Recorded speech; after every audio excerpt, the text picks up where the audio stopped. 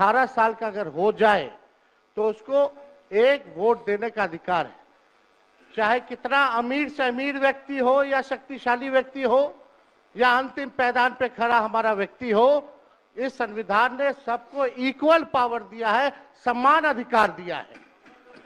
और आप जानते हैं महोदय कि हमारे एसआईआर जो प्रक्रिया हो रही है, हमको इसका विरोध नहीं है, एसआईआर का विरोध नहीं करते, लेकिन जो प्रक्रिया, जो पारदर्शिता होनी चाहिए, ईमानदारी से निष्पक्ष होकर के चुनाव आयोग को काम करना चाहिए था, वो ये काम नहीं कर रही। इसका हम इस सदन में हम खंडन करते हैं और ये सच्चाई है महोदय।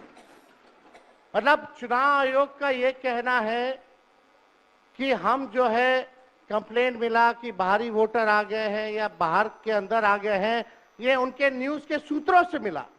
शर्म की बात